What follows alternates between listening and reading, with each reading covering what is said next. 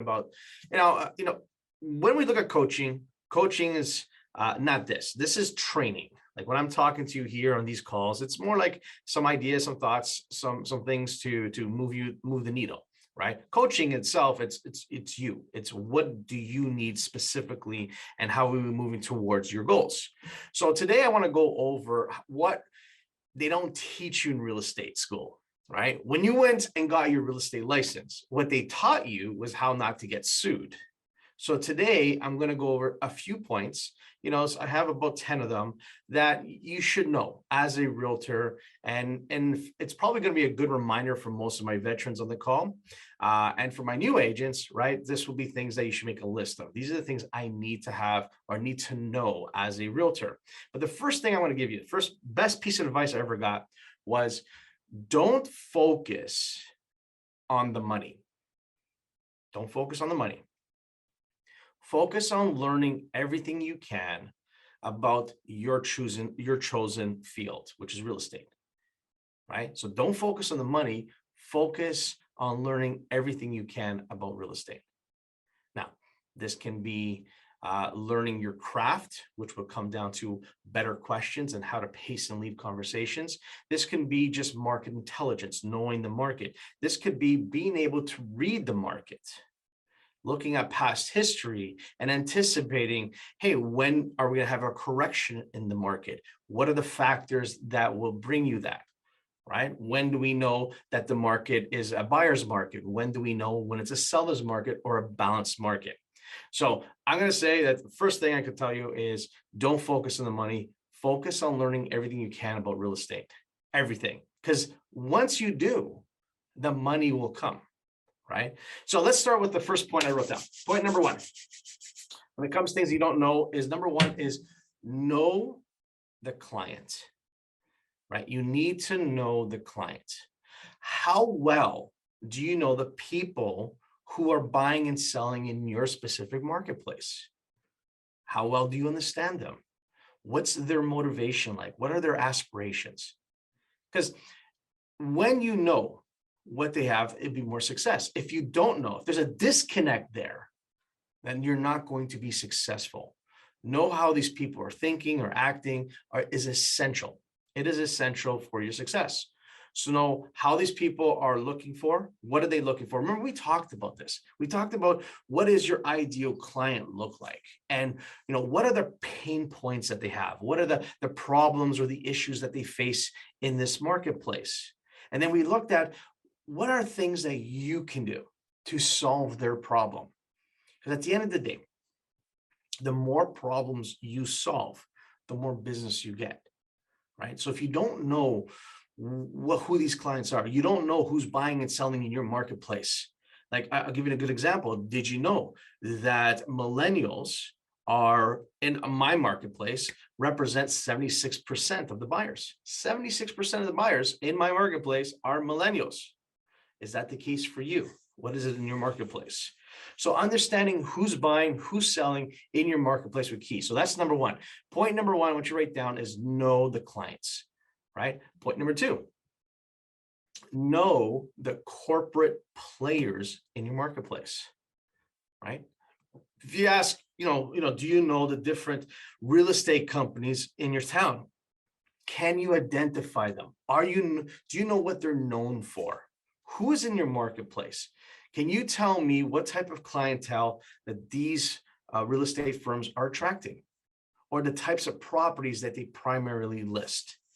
See, knowing these things will give you a leg up on the competition, and it allows you to speak confidently with your prospects who might be considering listing with one of those companies. How well do you know the competition? How well do you know who's in there, the corporations that are there, right? So to better understand how to position yourself against, these companies, is you need to know them.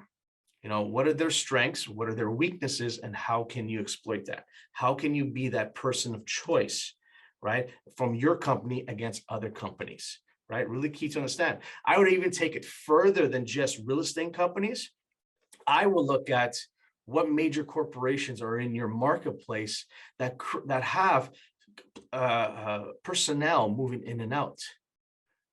for those possibilities of getting referrals from these corporations, knowing the companies involved in your marketplace. You might be in a small town where, I don't know, let's say Ford is a big corporation there, right? How does that affect the real estate market and with these big corporations? All right, so that's point number 2, know the corporations, the corporate players in your marketplace. Number 3 is know the competition, right? Who are the big players in your marketplace? What do they specialize in? And how do they generate the business, right? And here's a big one. Would they let you shadow them for a day or two? That'll be interesting. Would you be able to shadow them? Are they amendable to that? Or is it more like you have to kind of be on the outside, right? So one of the best ways to learn the business, of course, would be always to model a great agent. Maybe that big player is in your office and they have no problems with you shadowing them. That'll be amazing, right? Also, I would look into the research and figure out what are the gaps that exist in your market that no one is serving. Now, you can create your own niche here, right? I have one agent and she's crushing it by selling mobile homes, and not just the homes, but the actual lots that they sit on, right? So what's a niche in your marketplace that's being underserved, right? So look at the competition. Is everyone doing the same thing? Or is there someone special? Can you specialize in, let's say, commercial or selling restaurants, right? Whatever that may be. What's a niche that would work for you in your marketplace, right? Number 4, I wrote down number 4, things you need to know is know the market trends. Know the market trends. How often are you looking in your MLS system and analyzing what is sold, what's for sale, what's new, what are the inventory levels, price trends, and more, right? I'll give you a great example. In my marketplace, I know that on our board, when we sit between 15,000 and 18,000 homes on the market, that's considered a balanced market. Once we get above the 18,000 mark in inventory, we're sitting at a buyer's market. And of course, once we get below the 15,000 mark, we're now looking at a seller's market.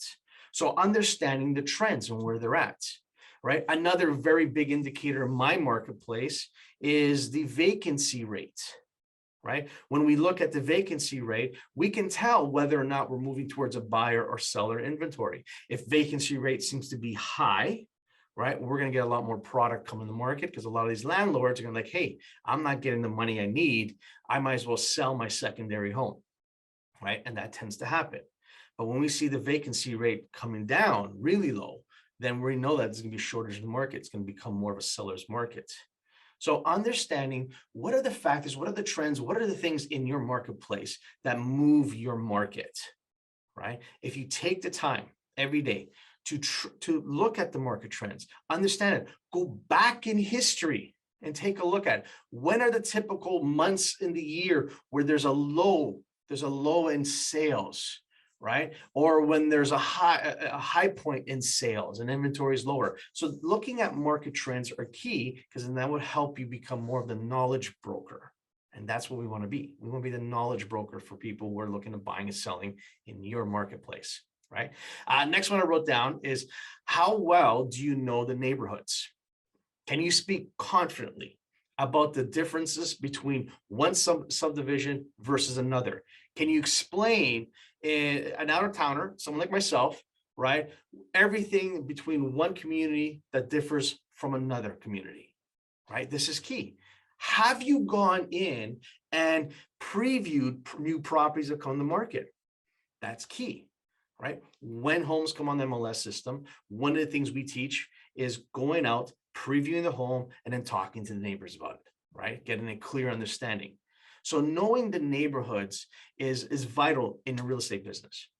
And if you're not going on home inspections on a regular basis, then you're really missing out, right? You need to be educated on what's happening in the market, but go beyond and just looking at houses. Is what's happening in the community, right? When are the kids' soccer tryouts or softball tryouts? right? Do you know when the Lions Club is doing their next meeting? Like, are you integrated in the neighborhood that you service? Are you part of that community, right? And then are you making and creating videos about that? Again, showing off that you are the knowledge broker in that area. Have you taken the time to find out, are there any for sale by owners or expireds in the neighborhoods, right? Just kind of get an understanding of that neighborhood, right? Who's in it? What's going on in the neighborhood? All right, number 6, write this one down. Do what other realtors will not do. Do what other realtors will not do. Right? If you're new to the business, then you might hear that it's to stay away from FSBOs and expireds. Don't get in trouble. It's not worth it. And I'm gonna challenge you on that and just start doing things what other agents are not doing. Like, go see these for sale buyers, right? Understand their situation and what it is and why it is that they want to sell privately. It's not always the commission. I tell you that much. There is a reason for them to sell privately.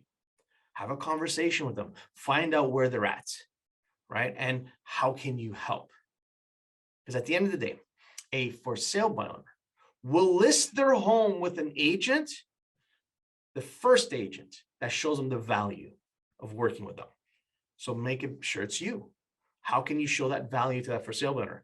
Another great group of people that most agents tell you to stay away from would be calling expireds, right? Why not? It's not your fault that their home didn't sell, right? And you know what? The other agent probably did the best job that they possibly can to sell their home, right? And for whatever reason, it did not sell. Now, Mr. and Mrs. Expired, when are you planning to interview realtors for the job of selling your home? I would like to apply for the job. That's all it is. Just have a conversation with expired. Is the need still there? Can you showcase what you do differently to sell homes in today's market? Do you have a plan that will be like, wow, this is amazing. I like this idea, and they want to list with you.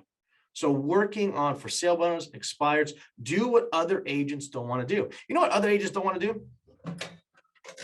Just simply pick up the phone and call your database.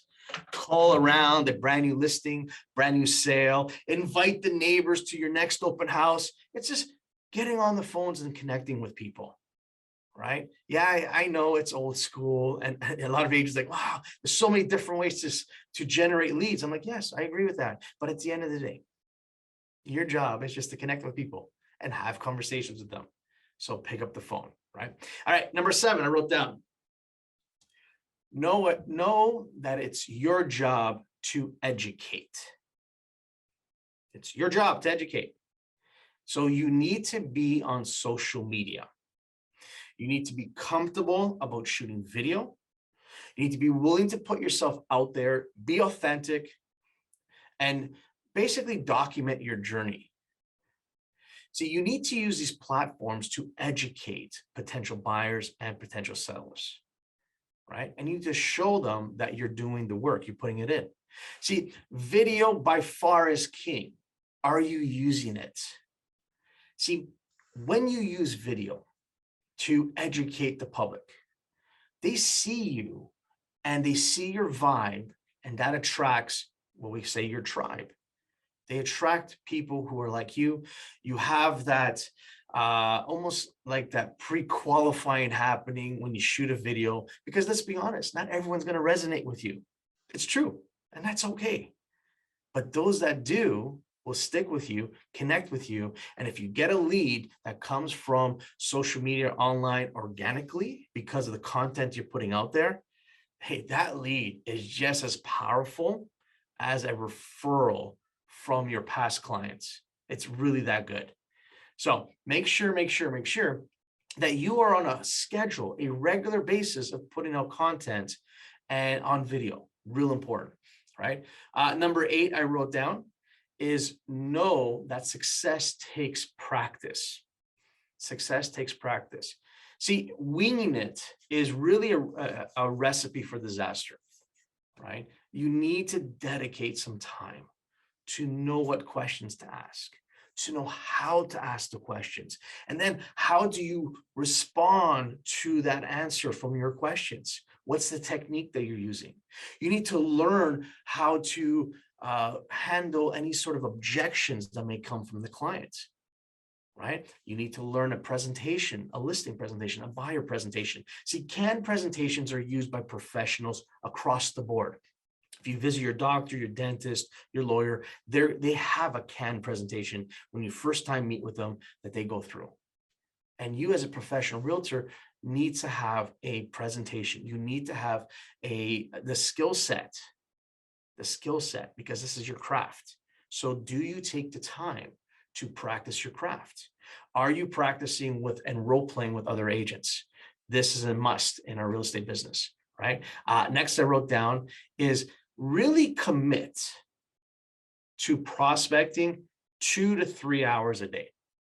This 1 hour a day or whenever you have time. No, you really need to commit to 2 to 3 hours every single day of prospecting. This is filling your pipeline, and everything you do today, you're going to notice the benefits of it in 90 to 120 days from now. You're not going to see it immediately. So you really need to work hard, really work hard to make sure that you are committed to generating new business and filling that pipeline. And when we say prospecting, you're going to talk to people you know, and you're going to talk to people you don't know. And that's just the way it is. Like, those are the two pools of people you're talking to: people you know and people you don't know. Let's go after it. Let's connect with them. Let's have a number in mind. Let's have a number of conversations. And here's the thing. When you do your business plan, it actually tells you how many conversations you need to have every single day to hit your goal. That's all. It's math. It's simple math. You need to be committed to 2 to 3 hours every single day. And then the last point I want you to write down is you need to go on an appointment every single day. Yeah, every single work day, you should be leaving your office and going on an appointment. Now, you're going to have your traditional appointments, which would be perhaps a buyer consultation. Maybe it's a listing appointment. Maybe it's a showing. Maybe it's negotiating an offer. Maybe it's a price reduction. Those are the normal real estate appointments. If you don't have one, create one. You can go and have a coffee meetings with maybe someone in your database. Maybe go have a lunch meeting with a potential builder. You know what? Maybe just go and do some simple pop buys, right? Or my favorite is go preview a brand new listing that just hit the market. Go take a look at it, walk through the house, bring maybe 20 copies of the listing, and then go talk to the neighbors about that home. Find out who do they know that may be thinking of buying or selling a home in the near future. At the end of the day, you're killing two birds with one stone. You're, first of all, it's market intelligence. You're learning what's in the marketplace, in your particular marketplace. And then number two is you're out there and you're talking to people. And that's what we want to do. All right, folks, any questions regarding the top 10 things you need to know as a realtor? No, simple stuff. All right, guys. Then if that's the case, then please unmute yourselves. Please unmute yourselves. And loud and proud, just curious, what day's today, baby? Money making day. That's right. It's a money making day. So who do you have to connect in your business today to help you move the needle? You guys are awesome. I'll talk to all of you tomorrow. Thanks so much. Thank you.